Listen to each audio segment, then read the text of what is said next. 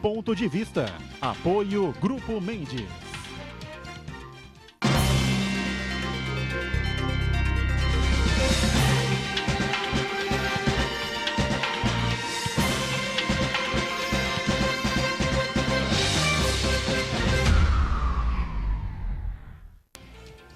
Olá, estamos abrindo aqui mais um Ponto de Vista, você sempre com a gente neste horário da 1h30 da tarde, programa ao vivo com as personalidades da cidade e da região metropolitana e sempre o debate democrático, não é? Dos temas que fazem aqui a nossa pauta, o dia a dia das cidades aqui da Baixada Santista e, claro, assuntos importantes de interesse nacional também. Reprise de segunda a sexta a partir das 8 da noite, aqui na Santa Cecília TV, sempre o debate aqui do Ponto de Vista, não é? E lembrando, claro, ontem aconteceu no Congresso Nacional, para irritação de muita gente, aliás, que tinha de gente reclamando que a Globo tirou a novela, não pôs a novela atrasou por conta da votação da Câmara, enfim, pelo Facebook, o que tinha de pancada contra a Rede Globo de televisão. E vou ser sincero, já não sei mais se é mais importante você deixar a novela, né? Pelo menos o pessoal vai viajando ali na maionese, não é? No que o autor escreve, enfim, a autora, a Glória Pérez, né, que está no ar com essa novela, que eu não vi um capítulo até hoje, né, apesar de ex-noveleiro, né, não sou mais noveleiro, antigamente era, hoje não sou mais, né? Ou se é acompanhar lá a votação que todo mundo sabia exatamente no que ia dar, né? Michel Temer foi confirmado, segue como presidente da República, não foi afastado, a Câmara acabou rejeitando a denúncia e apoiando o relatório do deputado do PSDB, Abiakel, né? O PSDB que fez uma confusão inimaginável, né? Estavam todos liberados, depois de manhã já não estavam mais liberados, a orientação da liderança do partido é para votar a favor da denúncia, portanto, pelo afastamento do presidente Temer, e aí, rachado no meio, o PSDB votou metade para um lado, metade para o outro. Uma confusão que ninguém tem, tá certo? Então, confusão por confusão, é melhor ver a novela mesmo, todo mundo já sabia o que ia acontecer, né? Na verdade, a gente tem que entender o processo, né? Procurar se inteirar um pouco mais para melhorar o nosso conhecimento político e melhorar o voto daqui a 1 ano e meio. Eu acho que isso é o mais importante. Ficar atento para entender o que vai acontecer daqui para frente, se novos impostos serão aumentados, enfim, se a carga tributária vai piorar nas nossas costas, porque pelo jeito vai. Mas segurança pública é o tema aqui na pauta do Ponto de Vista desta quinta-feira. E sempre importante receber aqui o coronel Sérgio Delbel, que comandou a Polícia Militar na região durante um bom tempo e responde pela Secretaria de Segurança aqui da cidade de Santos, desde o começo do governo do prefeito Paulo Alexandre. Tudo bem, secretário? Prazer revê-lo aqui. Muito obrigado, Boturão. Uma boa tarde a você, aos colegas de bancada e quem nos assiste. Muito bem. Delegado Poeta, o nosso Paulo de la Rosa, mais uma vez participa, colabora com a gente nessa edição. Você viu a novela? Viu a votação? Não viu coisa nenhuma? Tudo bem aí, delegado Poeta? Boa tarde, Boturão. Boa tarde, Coronel Delbel. Sempre uma referência no assunto segurança pública, quem todos nós devemos seguir e ouvir com atenção profunda, porque é um homem do ramo que viveu e conviveu com a problemática da segurança pública durante a sua carreira, transformando vários dos antigos pilares, os ultrapassados pilares da segurança pública para uma visão mais moderna e mais eficiente. Meu amigo Armando, um advogado brilhante, criminalista, o nosso Marco. E eu não vi a novela porque eu estava vivendo o glorioso prazer de assistir o jogo do Corinthians. Isso é muito pior, hein? Mas eu queria hoje deixar 2 abraços absolutamente especiais. Hoje é o dia do capoeirista. E entre várias referências que temos na terra dos Andradas, temos o Mestre Parada. A você, Mestre Parada, e a todos os seus seguidores desse esporte tão maravilhoso, o meu abraço. E também hoje é o dia do skatista. Olha. E essa rapaziada do bem, temos uns poucos que infernizam ali no José Menino, mas a grande maioria de vocês é uma rapaziada para cima, absolutamente voltada para a saúde, para o esporte, e na sua pessoa, meu querido amigo Rafael Balão, da Brotherhood, um abraço a essa galera. Muito bem, dia do capoeirista, dia do skatista, parabéns aí, saudações a todos, tá certo? Armando de Matos Júnior, não é? Advogado, criminalista, mais uma vez com a gente aqui. Tudo bem, Armando? Tudo bem, Boturão. É um prazer estar com você, com os nossos amigos aqui, com os telespectadores. E ao lado aqui do Dr. Paulo Della Rosa, amigo de muitos anos, muito tempo, dentro da Polícia Civil, ao comandante Delbel, foi comandante da Polícia Militar, hoje comanda a Guarda Municipal de Santos. Muito importante isso, vamos falar um pouquinho sobre a Guarda Municipal, se for possível. O amigo Marcos Santana, temos vários assuntos hoje a nós debatemos aqui. Muito obrigado pelo convite. Muito bem, Marcos Santana lá na ponta, atento sempre aí às redes sociais e às nossas transmissões aqui do Ponto de Vista, né, Santana? Tudo bem por aí, não? Tudo bem, Edgar Boturão. Eu acompanhei ontem a novela da votação e também a epopeia de mais uma vitória do nosso glorioso alvinegro de Parque São Jorge. Fale por você aí, né? Fale por você, por favor. Nosso não. Nosso não. E eu gostaria de destacar duas coisas em relação à votação de ontem, que barrou na prática a investigação, a autorização para se investigar o presidente Michel Temer. Além do povo brasileiro que perdeu, gostaria de destacar também a derrota do PSDB e do PT. Cada vez mais irmãos siameses aí nessa epopeia de se tornar um fantasma do que já representaram no espectro político brasileiro. O PSDB, porque, como você bem observou, foi rachado para a votação. Alguns deputados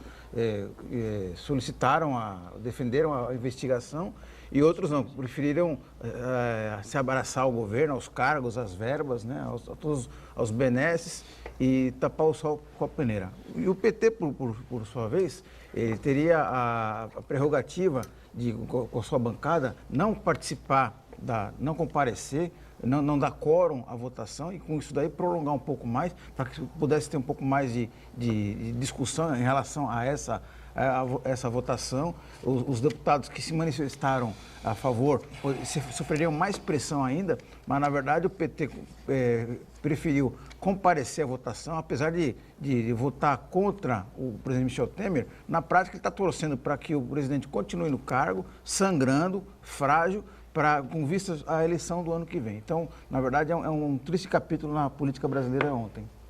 Muito bem, diga. Pegando esse gancho muito importante do Marcos, as coisas importantes, né? Essa epopeia de ontem que nós assistimos, esse horário todo lá, os deputados falando, gritando, algo muito importante para nós, para a nossa democracia, e a negociação do Neymar. Parece que a sociedade presta mais atenção nesses assuntos do que na própria política. Mas fazendo aqui um contraponto à denúncia, será processado ou não, acho que a sociedade não entendeu. Não é que o presidente não será processado de fato agora. Quando deixar o cargo, tornar-se um cidadão comum, o processo baixa e terá sua marcha natural. Lembrando que iniciará da primeira instância, o que para o presidente, para o atual presidente, será muito bom. Por quê? Porque ele vai passar todas aquelas instâncias, primeira, segunda, STJ, STF. Lembrando também que ele tem idade superior a 70 anos. O que isso influencia? Em tudo. A prescrição acontece na metade do tempo. Se uma pessoa pratica um crime e a prescrição é de 10 anos, 8 anos, aquela que tem idade superior a 70 anos ou inferior a 21 anos, a prescrição é na metade do tempo. Isso é muito importante para a defesa do presidente. E a prescrição por corrupção, você tem... o prazo aí, o tempo? Olha, não foi só um crime, foram vários crimes, obstrução, eu não tenho exatamente a tipificação, mas vamos supor que a soma das penas dê lá 8 anos, 6 anos. Vamos supor que a prescrição de uma pessoa comum ocorra em 12 anos, no caso dele seriam 6 anos pela idade. Eu não tenho aqui todos os tipos legais que ele foi inserido, mas lembrando 50%. Qual é o risco dele responder talvez 1 ou 2 inquéritos aí, né? Outros podem prescrever. Sim, sem dúvida. Pode acontecer isso sim, muito provável. Muito bem. Meu caro Delbel, a gente sabe que a segurança pública é um drama nacional, né? Está acontecendo. O Rio de Janeiro é um exemplo típico, né? O exército lá pelas ruas, pelas avenidas. O ministro da Defesa tende em confirmar que quem manda nas operações é a Secretaria de Segurança Pública, é a Polícia Militar do Rio de Janeiro, mas o Exército está lá dando apoio, ou não dando apoio, como criticou no último programa aqui nosso, o Paulo Della Rosa, né? E concordo com o que o Della Rosa disse aquele dia. Realmente o Exército não é treinado para isso, não é preparado para isso e não tem essa função, né? De ir para as ruas cuidar, de lidar com pessoas, enfim, proteger as pessoas, proteger as fronteiras, né? Enfim, outra situação. Mas, aproveitando o gancho aí das emendas, né? dos rios de dinheiro que foram liberados aí pelo presidente da República para a base, né? O que é que poderia vir aí para ajudar a segurança pública, na sua visão, por parte do presidente, depois dessa situação toda, hein? Eu acho que, basicamente, esse dinheiro poderia vir para reequipar algumas corporações. A gente tem em São Paulo uma diferença muito grande entre o tratamento que é dado para a Polícia Militar e para a Polícia Civil, no meu ponto de vista. A Polícia Militar, ela progrediu demais em termos de equipamento, não de recursos humanos, e a Polícia Civil, que tem um papel absolutamente importante no ciclo todo de polícia, ela ficou e está ainda, no meu ponto de vista, aquém do necessário. A gente vê diversos especialistas, de fato ou não, em relação à segurança, e a palavra da moda é investir em inteligência. As pessoas acham que inteligência é alguma coisa do outro mundo, do outro planeta. Não, a inteligência ela começa basicamente pelo quê? Pela investigação. Pela coleta de informações na rua, junto dos informantes, no local do crime e assim por diante. E isso a gente vê que por mais que a Polícia Civil se esforce, por mais que queira fazer e por mais que tenha gente preparada, ela não tem em número suficiente recursos humanos e também os equipamentos necessários para executar a sua tarefa. A gente vê também, por exemplo, IML, Polícia Científica, com falta de recursos. Nós temos o IML da Praia Grande, que foi inaugurado e não está em pleno funcionamento até hoje. Isso tudo acaba atrapalhando a ponta da linha, que é a investigação. Então, não adianta só você colocar a polícia ostensiva na rua se a outra polícia, que é tão importante quanto, não está também acompanhando esse ritmo de crescimento. Então, quando se fala em política nacional de segurança pública, eu acho que tem que parar, repensar e começar tudo de novo, né? Temos a questão salarial, aí não se envolve, não se liga com emendas parlamentares, mas que é um problema que está sendo empurrado com a barriga em muitos estados e principalmente em São Paulo, e isso a curto prazo pode gerar problemas para a sociedade, né? E isso tem que ser visto.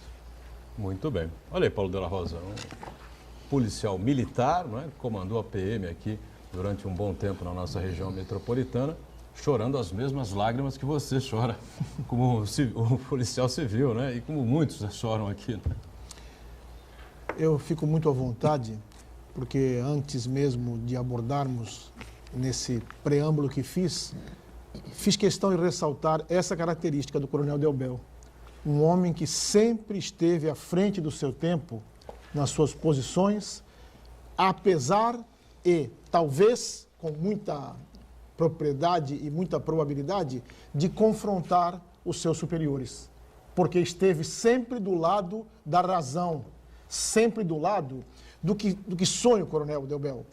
Nós precisamos efetivamente que a segurança pública seja feita por instituições dos cidadãos e não do Estado. Os policiais brasileiros, lamentavelmente, são forças do Estado, quando deveriam ser forças dos cidadãos, da sociedade. É um país de contrastes. Juntando a fala do Armando, como pode gente que não vale nada custar tão caro, Armando? O que assistimos ontem lá em Brasília foi gente que não vale coisa alguma, custando milhões. Milhões que faltam na saúde, milhões que faltam na educação e milhões que faltam na segurança pública. Um país de contrastes. Não é não são dois, nem três policiais, Coronel Delbel, que dizem: o salário não importa, nós somos vocacionados. Chega de balela. Todo mundo trabalha porque precisa do trabalho. Ninguém é sérpico, ninguém é sonhador que arrisca a sua vida, que coloca o sossego da sua família em jogo a cada oportunidade que sai de casa fardado, ou policial militar, ou para entrar numa viatura branco e preta, ou policial civil, e não pode oferecer à sua família o mínimo de dignidade, obrigando policiais a fazerem um bico 2 bicos. E eu conheço o Coronel Delbel e moro ao lado de uma unidade policial militar, de valorosos heroínas e heróis que compõem a Polícia Militar. O sujeito faz 4 bicos, Coronel. 4 bicos. Ele trabalha 19 horas por dia, sem contar o traslado. Ou seja, dorme o quê? Você pode imaginar que esse policial estará com condição absolutamente plena para exercer uma atividade tão delicada, tão específica, tão primordial quanto é a da segurança pública? Porque o coronel disse bem, o problema está cada vez mais batendo a nossa porta, porque são pessoas que andam armadas, são pessoas que têm um trabalho difícil.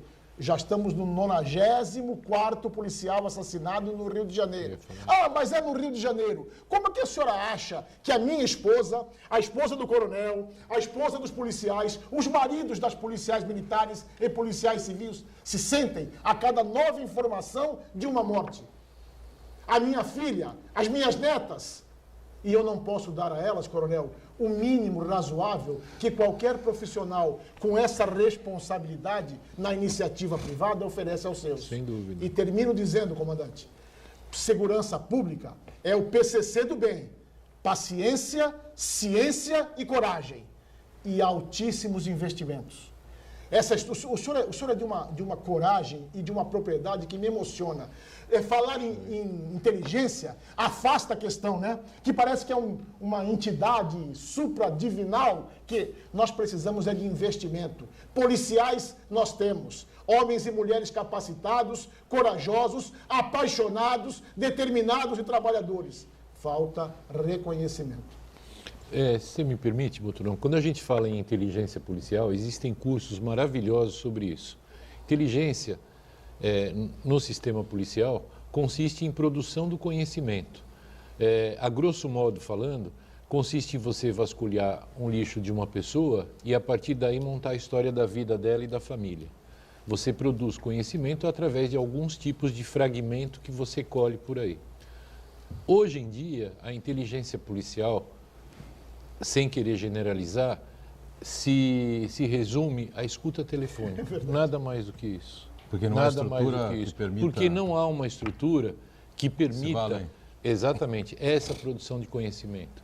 Então, se faltam delegacias abertas à noite por absoluta falta de efetivo, se falta gasolina para as viaturas irem a campo, fazerem a investigação, todo o resto já está comprometido a partir daí. Claro, tudo um sistema, uma engrenagem, né? Exatamente. Que tem que funcionar em cadeia, né, Armando? Pois não. Sim, é bastante interessante o que o coronel falou, que o doutor Paulo Della Rosa também. Bastante importante esse problema salarial. O policial não é apenas vocação, nem sacerdócio. Ele é pai de família, ele tem as contas, as mesmas que nós temos, iguaizinhas. Ele tem o condomínio do prédio, ele tem o aluguel, ele tem o financiamento da casa que ele comprou ali, parcelado em 10, 20, 30 anos, não importa. O automóvel, a escola do filho, o aparelho do celular, o plano de saúde, que são contas novas que foram inseridas aí nas nossas vidas nos últimos 20 anos. O policial é a mesma coisa. Então ele precisa do dinheiro para pagar e para viver com dignidade. Então esse negócio de sacerdócio, isso é conversa mole. Isso é ladainha. Então, nós observamos lá no Rio de Janeiro, o antigo secretário de Segurança Pública, que veio da Polícia Federal, ele largou, esqueci o nome dele agora, o Beltrame. Ele largou, ele falou, isso aqui não tem jeito, ele foi embora. Nós, em hipótese alguma, podemos deixar que isso aconteça com o Estado de São Paulo. Mas estamos caminhando, porque as delegacias, muito bem dito, estão fechando. Esse investimento, ele é importante. Ah, mas a sociedade não vai perder nada porque existe o plantão central. Amigo, você mora na ponta da praia, você precisa se deslocar ao centro. Você mora na divisa com Cubatão, você mora lá nos Tambores, lá perto de São Vicente. Você precisa se deslocar ao centro de Santos por meios próprios ou por transporte noturno para lavrar uma ocorrência. Ah, mas espera aí, a maioria dos boletins hoje, mais simples, podem ser feitos pela internet. Pede para o seu avô fazer esse BO. Você sabe se ele tem condição, se ele tem um aparelho, um computador, um PC em casa para fazer? Alguém pode apoiá-lo? Você vai nos bancos, você vê ali pessoas com um pouco mais de idade, tem medo de mexer no caixa eletrônico, pede para um terceiro. fazê-lo. Então, isso é conversa. As delegacias precisam funcionar, a investigação precisa funcionar, o setor de perícia, médico legal precisa funcionar. Sabe por quê? Acontece não digo nem um homicídio, um latrocínio, acontece um acidente de trânsito, um atropelamento com uma bicicleta e a pessoa fica ali, o corpo dessa pessoa fica exposto ali horas, porque não existe um carro para transportar. Depois, quando chega no Instituto Médico Legal, o aparelho lá onde o corpo fica preservado está quebrado e não tem médico legista. Quem paga essa conta? É a família que vai sofrer, somos nós que vamos sofrer com isso, a sociedade. Então, ou o Estado de São Paulo precisa abrir os olhos e fazer investimento na Polícia Militar, na Polícia Civil, que está esquecida, e, obviamente, os prefeitos pensarem nas suas guardas municipais. Eu já disse aqui várias vezes, nos Estados Unidos, por exemplo, é a Polícia Municipal. A Polícia Municipal que toma conta, seria a nossa Guarda Municipal, que será o futuro. Ontem, um guarda municipal morreu, guarda municipal de Praia Grande, morreu em São Vicente. Ontem nós observamos também no interior de São Paulo... Foi o que, o atentado? Foi um assalto, latrocínio, né? Latrocínio. Latrocínio, armado, não deu tempo de sacar a sua arma, perdeu a vida e perdeu a arma. Guarda Municipal de Praia Grande, que eu mando aqui as condolências, não só aos guardas, mas aos seus familiares, tá bom? Então, vamos investir na segurança pública, vamos investir em algo tão importante. Não é para nós, é para o nosso legado, para os nossos filhos, para o futuro. Isso está sendo esquecido. O intervalo, voltamos daqui a pouquinho na sequência aqui do Ponto de Vista. Já, já.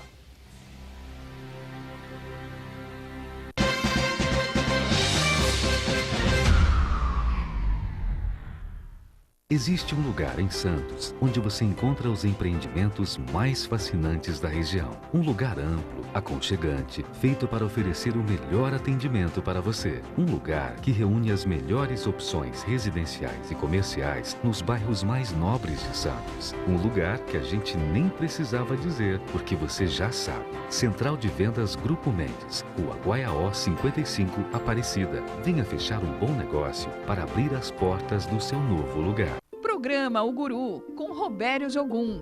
Entrevistas, curiosidades, eventos, personalidades. Todos os sábados, 8 da noite, na Santa Cecília TV. A maior programação regional da sua TV. Agora, o desafio da Briosa é maior. Copa Paulista de Futebol Profissional 2017. Nesse domingo, a Portuguesa Santista vai enfrentar o Santos B. Ao vivo, 10 da manhã, direto do estádio Eurico Mursa. Briosa, na Copa Paulista de Futebol Profissional 2017. É na Santa Cecília TV, a maior programação regional da sua TV. Apoio Nita Alimentos. Leve momentos deliciosos para a sua casa. Universidade Santa Cecília e Sindicato do Comércio Varejista da Baixada Santista.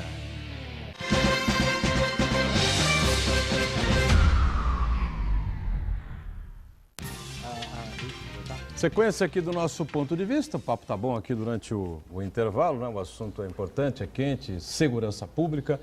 Dois ícones aqui conosco, o Coronel Sérgio Delbel, que é o secretário de Segurança aqui de Santos, e o nosso Paulo de la Rosa lá na ponta, o Armando de Matos, operador do direito, Armando Matos Júnior, e o Santana atento lá às participações e às nossas transmissões pelas redes sociais. Por enquanto, tranquilo por aí, né, Santana? Por enquanto ainda não. Tá certo. Diga, Delbel. Peço licença para retomar o que estava sendo falado antes do intervalo, né? As carências da polícia e assim por diante. Para as pessoas que nos assistem, muitas vezes a sociedade, a comunidade, ela passa a criticar o delegado de polícia ou policial pelo fechamento da delegacia ou a polícia militar pela falta de efetivo na sua rua. E é evidentemente que os gestores de segurança, aqueles de carreira, que eles querem sempre mais e o melhor para as suas corporações, né? E isso não depende do coronel, do capitão, do tenente, do sargento, do delegado, do investigador. Isso depende de ações governamentais, ações políticas. Santos, especificamente Santos, há 3 meses tem apresentado resultados criminais, em termos de estatística criminal, homicídio, roubo, furto, roubo de auto, furto de auto e assim por diante, abaixo dos outros meses. A gente está no verde. Isso se deve muito ao trabalho da Polícia Civil, ao trabalho da Polícia Militar, auxiliados pela Guarda Municipal.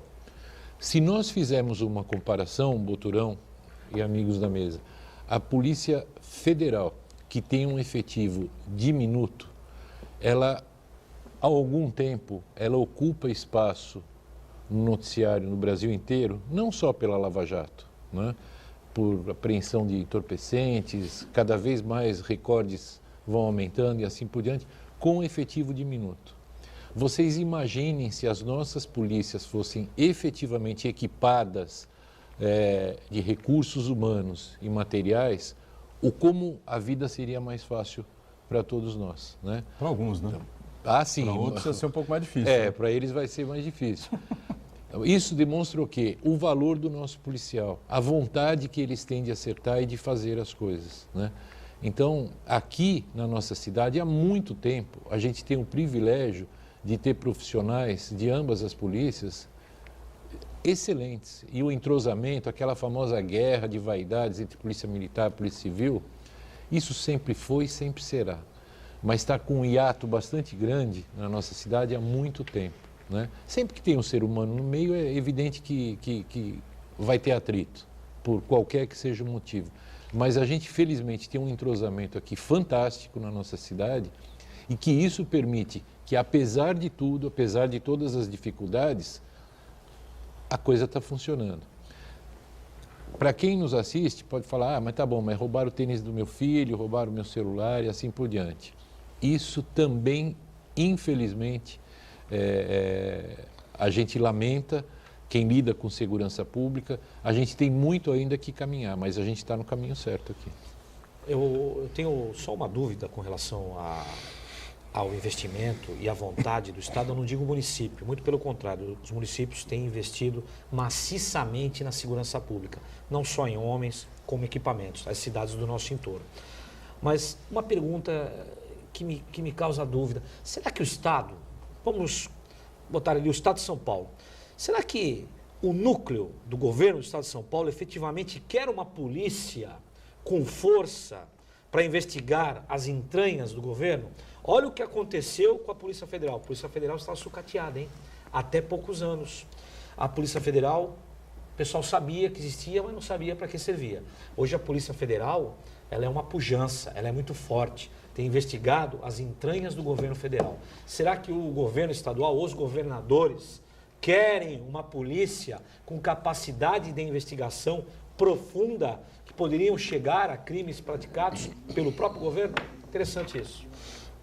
Fica aí o questionamento no ar, né? Diga, Santana. A gente está falando muito sobre a falta de recursos na segurança pública, que na verdade a gente devia pensar em outras ações que fizessem que não fosse necessário fazer tanto investimento em segurança pública.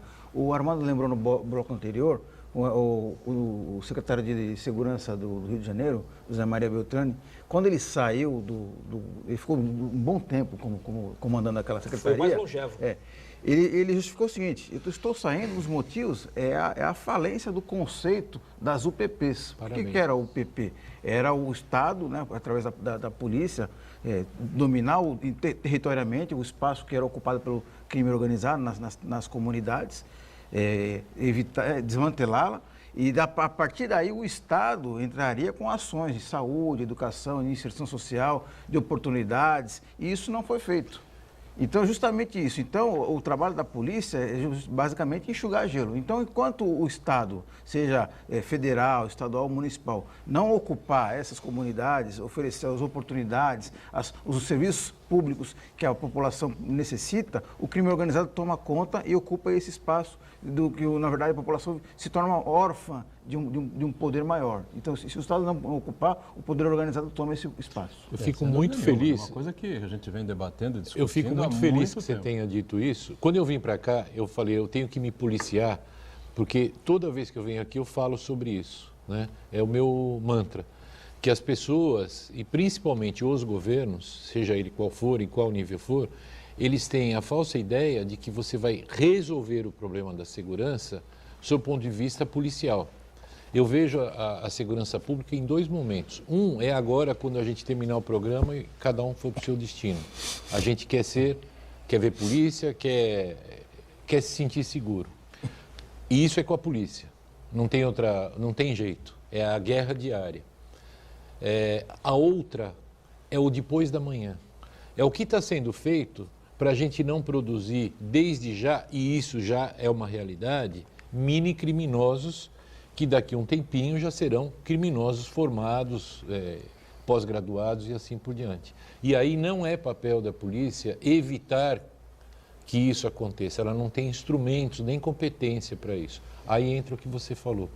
Eu tive o privilégio de conversar com o secretário Beltrame. Nós fomos dar uma palestra no Instituto Ruth Cardoso, lá em São Paulo, para o Comunitas. E ele estava lá também, eu conversei com ele. É exatamente isso. Quando as UPP subiram o morro, em paralelo tinha que subir a cidadania. A polícia subiu o morro e ficou olhando para trás. E aí, vocês não vêm? Vocês não vêm? E esse é o exemplo clássico do que foi feito na Colômbia, em Medellín. Eu já falei nesse programa. O Exército e as forças policiais subiram o morro para dominar o cartel lá de Medellín, na época do Pablo Escobar, na época que ele foi morto. Mas, em paralelo, o governo subiu com cidadania também. Então, construíram os teleféricos. Em cada estação de teleférico você tem biblioteca, centro cultural, você tem quadra esportiva. Você levou a cidade para o morro. Educação de boa qualidade. A educação. Que a nossa é cada vez pior, né? Então você vê, o morro passou a fazer parte da cidade e vice-versa. Então, as diferenças foram diminuídas, portanto, o crime também. Essa é a fórmula mágica para a segurança pública. E a gente bate muito nisso, lembra muito disso aqui sempre, né? Educação seria a base de tudo, né? Eu acho que é o maior reforço policial, é isso aí. E, na verdade, a questão da segurança pública no Brasil já virou um apelo shakespeariano, né? Ser ou não ser. E aí eu me socorro da peça Megera Domada, quando ela diz que não há o que se escolher num saco de batatas podres. O sistema de segurança pública brasileiro está podre, coronel. Verdade. Nós estamos praticando a lei da insânia, fazendo as mesmas coisas, da mesma forma, todo o tempo, esperando resultados diferentes. E eu explico. Não há dúvida que prendemos muito. Prendemos muito. As cadeias estão superlotadas. Trabalho das polícias. Prendemos muito. Não há dúvida que, dia a dia, as leis ficam cada vez mais pesadas e em número cada vez maior. É fácil chegar na televisão e falar, temos um Código Penal de 1940, como se o código fosse a razão. Ninguém diz que de lá para cá, não é, doutor Armando? Mais de 5.000 tipos penais e legislações penais foram criadas. Porque a pantomima é sempre a mesma. Acontece um crime, vamos criar uma lei nova e mais dura.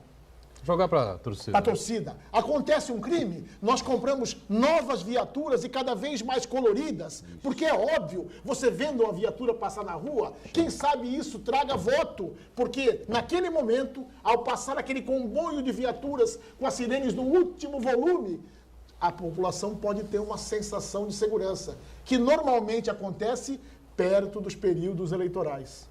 Então, nós estamos jogando o tempo inteiro para a plateia, nos esquecendo da seriedade que a temática envolve, no polo inicial e no polo final. Eu não me canso de dizer, estamos errando no começo e no fim e queremos consertar o meio. Onde erramos no começo? Absoluta ausência do Estado na solução das questões mínimas da população. A segurança pública é um trem onde a polícia vem no último vagão. E estamos querendo que o último vagão conserte o início. E, lamentavelmente, essa é minha luta desde sempre. Nós abandonamos por completo o sistema prisional. Em qualquer país civilizado do mundo, a preocupação, coronel, não é com quantos presos entram no sistema prisional, e sim a qualidade dos egressos, se eles estão ressocializados. Essa é a importância. E para nós, e aqui, somos todos culpados. Membros da segurança pública, dirigentes governamentais, e população, porque onde vou, apanho. Mas você fica defendendo? Defendo. Precisamos ter humanização nos presídios para que tenhamos ressocialização. Porque o senhor falou com a propriedade que ele caracteriza, senão, para onde irão esses vapores? Vapores, senhores, são os auxiliares do tráfico, no nível mais baixo do tráfico, que estão no Morro do José Menino, no Morro da Nova Sintra, no Gonzaga, na Ponta da Praia, trabalhando para o tráfico. Logo, logo, eles, em algum momento, falharão, irão para a cadeia, e até então não tinham nem usado uma arma. Lá na cadeia se tornarão especialistas do infortúnio das nossas famílias. Por quê? Porque nas cadeias eles não fazem outra coisa que não evoluir na escala do crime. E há estágios, o coronel conhece bem. E é bom que a população saiba. Para subir no crime, primeiro é preciso que mate um policial.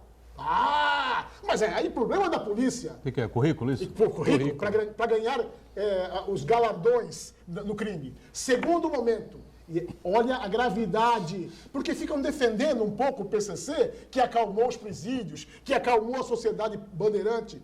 Olha a gravidade. Matar um policial. Depois, matar alguém da sua comunidade.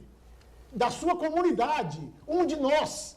E, finalmente, o coronel conhece bem, matar alguém da própria família, para provar a lealdade ao crime. Então, nós precisamos efetivamente de seriedade na questão da segurança pública. Perfumaria, aparato, logo, logo, muito logo, estaremos o Brasil todo vivendo a realidade do Rio de Janeiro, a realidade de Natal. E termino com uma observação. Criticam muito a população carioca, a população fluminense, por conta dessa permissividade que há com o crime, e é um fato, comandante. Mas há algo na população bandeirante que me assusta demais. A falta de vozes, coronel. Passividade. A falta de vozes. Lá no Rio, matam um policial, enchem a areia da praia com as cruzes, mostrando quantos morreram. Há uma reação, né? Não há reação na população bandeirante. E isso é absolutamente temerário, porque, ao fim e ao cabo, o verdadeiro comandante de qualquer policial, de qualquer instituição policial, é o povo. Sim. E à medida que o povo se manifesta, à medida que o povo exige soluções, elas acontecem. Parece que no Rio de Janeiro, só antes de passar a bola para você, a coisa mais visível, né? Mais escandalosa, mais escancarada, né?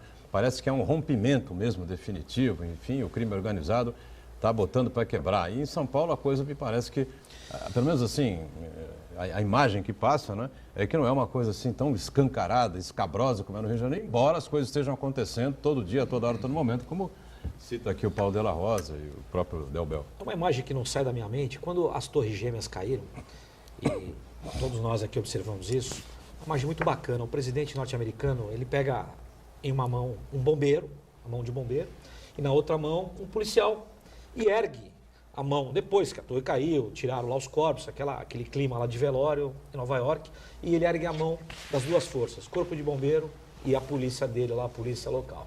E a sociedade aplaudindo, adorando. Aqui, eu não sei o que acontece, o pessoal fica criticando a polícia, falando mal da polícia, aparece uma imagem, o sujeito critica, isso é muito ruim.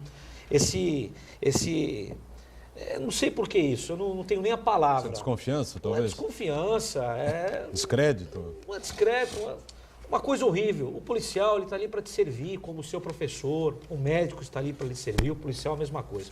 Mas quero fazer aqui um contraponto também sobre a detenção. Entre os anos 20 e os anos 40, a Casa de Detenção do Estado de São Paulo, ela era reconhecida internacionalmente. Até pessoas de outro país vinham para cá para estudar, porque existia a ressocialização. Nos anos 50, nós construímos o Carandiru, outra casa de detenção, que foi implodida recentemente, vocês sabem a história, todo mundo sabe. Muito bem. Ali, meus amigos, nós começamos a misturar estações, porque a casa antiga de detenção separava o furtador, o roubador, o homicida, o traficante. Nossa maior população carcerária hoje é o tráfico e o crime de patrimônio, o roubo. Mas nós precisamos pensar nessa população porque, no máximo, perdendo de vista, em 30 anos, os maiores crimes praticados, a pessoa no máximo ficará presa 30 anos. Só que essa pessoa retorna ao seio da sociedade. e vai conviver conosco. Algumas voltam em 1 ano, 2 anos, 5 anos, 10 anos, dependendo da pena. E nós temos ali o preso, aquele que está cumprindo a pena, como uma coisa que foi colocada e deve ser esquecida. Não deve, porque em dado momento, se ela não morrer durante o curso de sua pena, ela voltará à sociedade e conviver conosco, com os nossos filhos, com os nossos pais e viver no nosso cotidiano.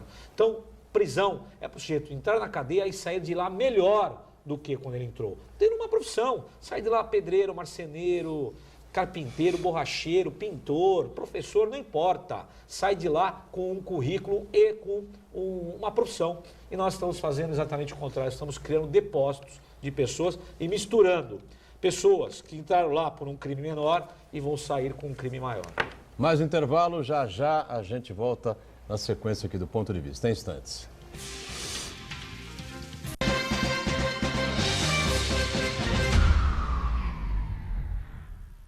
Existe um lugar em Santos onde você encontra os empreendimentos mais fascinantes da região. Um lugar amplo, aconchegante, feito para oferecer o melhor atendimento para você. Um lugar que reúne as melhores opções residenciais e comerciais nos bairros mais nobres de Santos. Um lugar que a gente nem precisava dizer, porque você já sabe. Central de Vendas Grupo Mendes, Rua Guaiaó 55, Aparecida. Venha fechar um bom negócio para abrir as portas do seu novo lugar.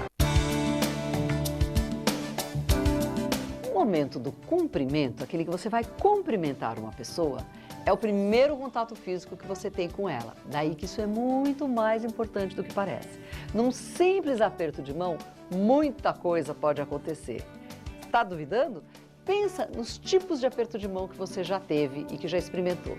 Tem aquele aperto de mão firme, bacana, olhando nos olhos. Esse é o legal, né? Aí tem o aperto de mão do brucutu, que você quase morre, que ele quase quebra a sua mão. Aí tem aquele aperto de mão econômico, que é só a pontinha assim, parece que a pessoa está com nojo de você. E a mão mole, então? Pois é. Tantas maneiras de se cumprimentar uma pessoa, né? Mas é importantíssimo a gente passar a sinceridade, olhar no olhar e cumprimentar sem medo, tá? Isso é só um momento, o começo de um relacionamento. Essa e outras dicas você pode aprender nos nossos cursos à distância. Inscreva-se já! Você sabia que a Santa Cecília TV foi a primeira emissora da região a transmitir em sinal HD? Para assistir a maior programação regional da sua TV em alta definição, não precisa pagar nada.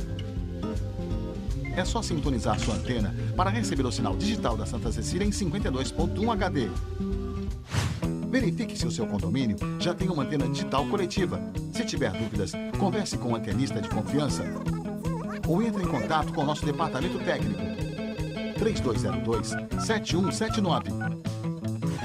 É importante saber que o sinal analógico de todas as emissoras da região vai sair do ar em novembro deste ano. Se preferir, é só instalar um conversor e uma antena portátil digital na sua casa e pronto. Vários canais de TV aberta em alta definição. Santa Cecília TV em HD. Melhor qualidade, sem pagar nada para assistir.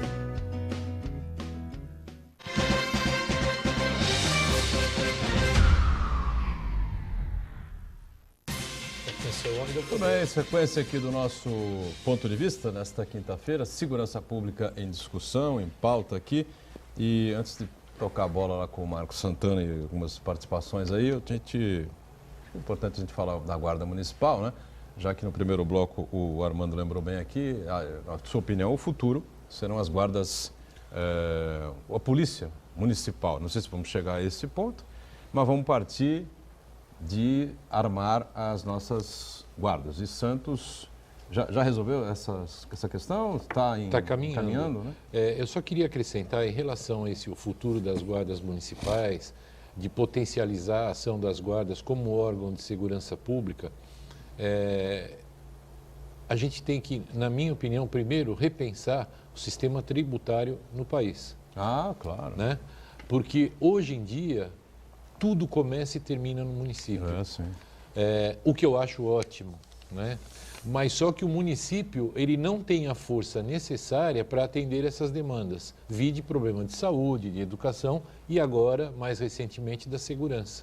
Há algum tempo não se falava do contexto das guardas municipais no contexto de segurança pública. Elas se limitavam à guarda patrimonial.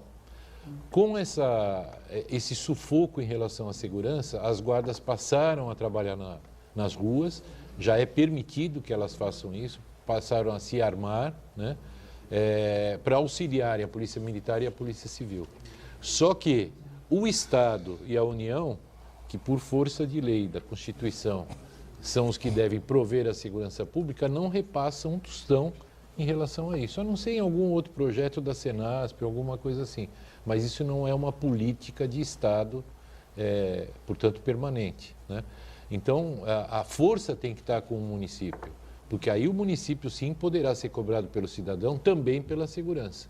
E hoje, perante a lei, o município não é responsável por isso. Nós vamos entrar outra vez naquela discussão do Pacto Federativo. Exatamente. Né? Respondendo agora objetivamente em relação à Guarda de Santos, nós começamos no ano passado um processo de avaliação psicológica com 100 guardas municipais. Após isso, esse processo já foi concluído. Eles vão iniciar um treinamento em armamento e tiro em local homologado pela Polícia Federal e, a partir daí, com a aquisição das armas, eles vão começar a trabalhar armados. Nem todos os guardas municipais trabalharão armados, porque nem todos querem. E também esse processo de armarmos quase que todo o efetivo da Guarda Civil Municipal, ele tem que ser lento e gradual, para que a gente forme uma cultura diferenciada, responsável quanto ao uso do armamento. Perfeito. Quem gosta muito desse tema é você, né, Armando? Sim, essa é uma tese bastante interessante, que eu sempre comento isso. Eu entendo que é esse. É lógico que os municípios não têm a condição econômica do Estado e da União. Precisamos repensar isso, claro. Mas, por exemplo, Praia Grande é uma cidade que hoje não vive mais sem a Guarda Municipal. Hoje a cidade de Praia Grande, a segurança pública, ela não tem mais como trabalhar ali, viver sem os quase 500 homens da Guarda Municipal. Bertioga, recentemente também, são 99 homens, óbvio, cidade menor, né? Em que pese nós tenhamos ali Riviera de São Lourenço, que na temporada duplica, triplica a população, são 99 homens que ajudam a corporação, tanto a Polícia Civil como a Polícia Militar. E é interessante, nós falarmos sobre a Constituição, no artigo 144 elenca ali a Polícia Civil, a Polícia Militar, Polícia Rodoviária, Polícia Ferroviária, Polícia Federal e as guardas municipais. Quando ela foi criada, a Constituição, em 88, a Guarda Municipal realmente era para tomar conta do patrimônio, da escola, da creche. Hoje não mais. Hoje o munícipe enxerga o guarda municipal como integrante das forças de polícia, civil e militar. E é óbvio, acontece um assalto, o munícipe corre ao encontro de um guarda para tentar auxiliá-lo, ajudá-lo. E é inadmissível não trabalhar os guardas municipais. Não todos, é claro, não todos. Sem arma de fogo. Lógico, dentro de uma escola, nós precisamos de um guarda municipal? Precisamos. Armado? Não, não precisa. Um guarda municipal não precisa ficar dentro de uma escola municipal armado. Não precisa. Não carece isso. Para tomar conta ali, quem entra, quem sai, mas armado não, até por uma questão de segurança. São crianças que existem ali dentro. Em que pese nós temos, em São Paulo, recentemente aconteceu lá uma invasão, um tempo atrás, né? Eu lembro disso, um ex-aluno entrou na escola armado, não sei se foi em São Paulo ou se foi no Rio de Janeiro, e matou lá estudantes, matou professores, e a Polícia Militar chegou e conseguiu contê-lo. Mas aí não, seria algo demais. Claro. Mas a Guarda Municipal, futuramente, aqueles homens, preparo, isso é importantíssimo, conhecimento do direito penal, processo penal, dos seus direitos, direito da sociedade, tendo ali uma corregedoria, uma ouvidoria e, é claro, armamento, para que ele possa trabalhar não só para a proteção dele, mas a proteção do munícipe, do seu colega. Essa é uma tese que eu venho batendo aqui há muito tempo e futuramente as guardas municipais vão tornar-se ali o escudo e vão ajudar sim diretamente na segurança pública. Guarda Municipal em Santos, criada, a gente se lembra aqui, por Oswaldo Justo, Karateca. Os karatecas, né? Sim. Da época do então prefeito Oswaldo Justo. Muitos ainda. Temos muitos ainda. Muitos. Diga, Paulo. Eu gosto muito do filme Uma Mente Brilhante, exatamente na parte que John Nash teria dito que a situação mais difícil da vida que ele enfrentou, um gênio, foi se contrapor a pessoas que ele admirava. Ele teve uma discordância com Adam Smith, um outro economista famoso. E eu, talvez por ousadia e talvez por um pouco de loucura, nesse particular eu discordo do Coronel Delbel e do Armando. No seguinte ponto, eu sonho que a polícia seja municipal, desde sempre. É um absurdo que o policial militar de Rosana, uma cidade de 4 mil habitantes, amanhã possa ser transferido para Santos, ou para a capital, ou para Diadema. Lógico, cada cidade tem a sua particularidade. E quanto mais profundo for o conhecimento do policial civil ou militar da sua cidade, melhor. Mas, quando nós armarmos todas as guardas municipais, talvez para no sacrossanto desejo de resguardar as suas heroínas e heróis, porque eles são heróis e heroínas, e resguardar a sociedade, nós estaremos tão somente colocando mais um quinhão na teoria da insânia, porque estaremos fazendo mais do mesmo, buscando resultados diferentes. Todos se lembram bem, e o Coronel Delbel é um dos que defendeu, com sabedoria que lhe é peculiar, a polícia comunitária, cada vez mais próxima do cidadão. O guarda municipal. E olha, na própria guarda a gente encontra policiais que não querem ser armados. Por quê? Porque a arma, a farda, todo esse aparato se aproxima da polícia de Estado, que é exatamente aquilo que eu sou contra. Nós precisamos de uma polícia de cidadão. Do que adiantará armarmos os nossos valorosos, heróicos guardas municipais nos mesmos padrões que são armados os policiais militares, quando a criminalidade, por conta dessa falta de segurança nas fronteiras, por conta todo o sistema falido de segurança pública, a marginalidade estará enfrentando o guarda municipal com o seu 38, ou com a sua .40, ou cheio de granadas, com fuzis, com bombas atômicas, a desproporção é gigantesca. E, na verdade, o sonho da população é que ela tenha no seu policial um herói acessível. Então nós precisamos, antes de armar as guardas e antes de trazermos a polícia municipal, reformularmos o sistema de segurança pública. E eu sempre acreditei que seria, e ainda acredito, será via guarda municipal.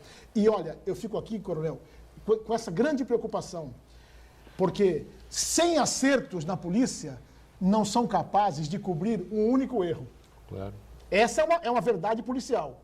Se a polícia acertar 100 vezes, não valerá nada a um erro que ela tiver. Uma bala perdida. E nós teremos, lamentavelmente, porque o trabalho acontece, à medida que armarmos a polícia, teremos naturalmente, alguma infelicidade e os valorosos, heróicos guardas municipais de Santos, que é exemplo de todo o funcionalismo santista, são os melhores funcionários públicos do Estado de São Paulo e, quiçá, desse país, vão ser tratados com o grande presente que recebe o policial que erra: o descaso, o desdouro e a palavra que eu acho que o Armando estava buscando, o descompasso.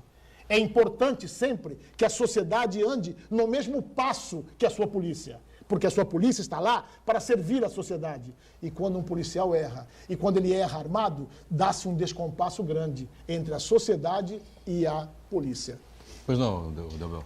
Eu não sei qual de nós dois, o John Nash e o Adam Smith, mas em todo caso, doutor Della Rosa, fique absolutamente tranquilo, porque nós concordamos 100%. Quando eu disse em relação à política de tributos, que tem que reforçar o município e tal, evidentemente que eu não quis me estender. Mas eu defendo também e sempre achei que a gente tem que ter uma polícia municipal, sem dúvida nenhuma, porque tudo acontece no município. O morador do município, ele vai bater na porta do policial, ele conhece o policial, isso diminui e muito o índice de promiscuidade do policial com o banditismo, com o erro, com a corrupção. Enfim, temos outras vantagens, mas para isso o município tem que ter caixa para bancar essas coisas. Acredito sim que a Guarda Municipal ela é uma corporação vocacionada para andar ao lado do cidadão. Se nós pensarmos em polícia militar e polícia civil e polícia federal, o cidadão, ele tem os seus preconceitos em relação a cada uma dessas corporações. Por quê? Pela história delas de erros, como o doutor Della Rosa falou com muita propriedade.